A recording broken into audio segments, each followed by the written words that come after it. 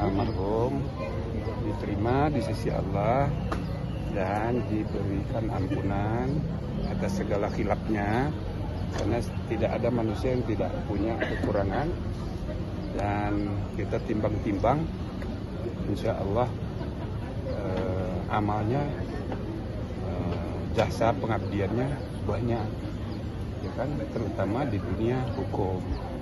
Saya sendiri berpendapat kasus yang menjerat dia, ya nggak terlalu salah juga dia itu, cuma ada problem KPK di era beliau menghadapi banyak masalah, tekanan dari luar.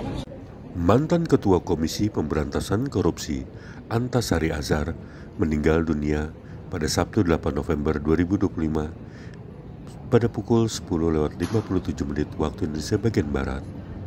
Namanya kembali menjadi sorotan publik mengingat kasus yang menimpa dirinya terdahulu. Salah satunya komentar mantan Ketua Mahkamah Konstitusi Jimli Hasidik.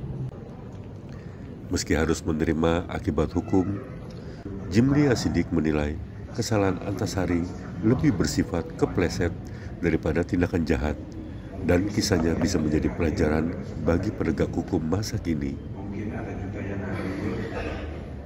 takziah di rumah duka. Hal itu diungkapkan Jimli Hasidik usai melakukan sholat jenazah Antasari Azhar di Serpong, Tangerang Selatan, Sabtu 8 November 2025.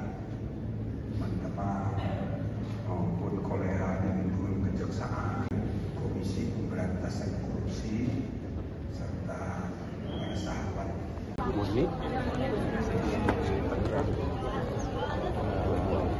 saya tidak mengikuti perkembangannya, ternyata banyak penyakitnya. Padahal belum terlalu tua ya, baru 72. Satu sudah tua itu.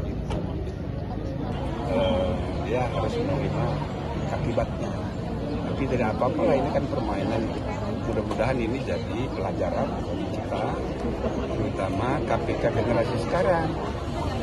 Jadi kita harus mengembalikan marwah penegakan korupsi itu untuk bersama-sama antara kejaksaan dan KPK sungguh-sungguh bersinergi untuk melakukan penanggulangan pemberantasan tindak pidana korupsi.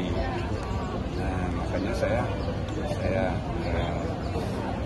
selain karena teman dekat gitu ya, saya pikir ini penting untuk mengajak seluruh jamaah, seluruh warga masyarakat mengenang kembali problem yang terjadi ketika Antasari Azhar menjadi ketua KPK, supaya itu jadi bahan pelajaran untuk memperbaiki ke depan. Apalagi KPK kan belum sembuh juga, citranya sebagai penegak hukum yang independen belum terlalu sembuh.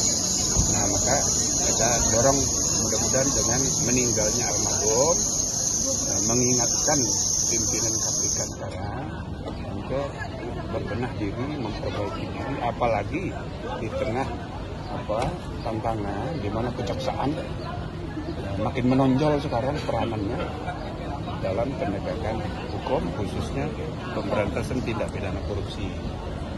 Ya, gitu. Prof, kesannya dengan almarhum seperti apa? Susahnya gimana sih? Ya, Prof, saya rasa hidup? orangnya baik. Saya sampai sekarang masih belum terlalu yakin. Itu tadi saya bilang bahwa dia itu salah waktu itu. Ya kan, walaupun kepleset. Ya kan, salah kepleset beda dengan jahat.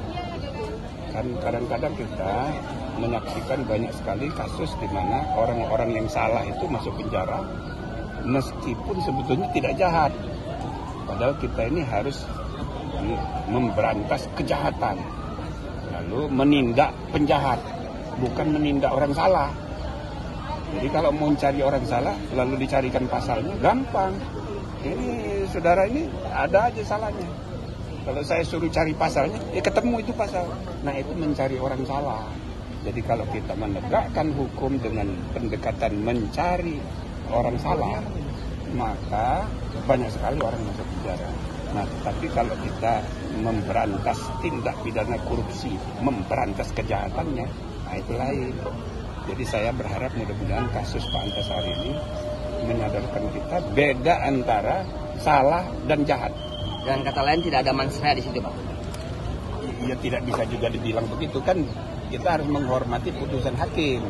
Tapi secara umum saya ingin berkata yang menonjol itu kesalahannya, bukan karena dia jahat. Dia tidak punya bakat untuk menjadi orang jahat sebagai ketua KPK, ya kan?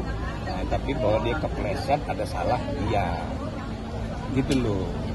Bukan dia yang kita penjarakan, penjahat koruptornya itu mestinya. Oke, Pak, artinya semasa hidupnya beliau orang yang tegas dalam memberantas korupsi. Sangat tegas. Kalau menurut saya ya penilaian lurus, ya kan. Tapi ya itu ada saja kelirunya, ada saja salah. Jadi Pak, terima kasih Pak. Oke. Jangan lupa subscribe ya.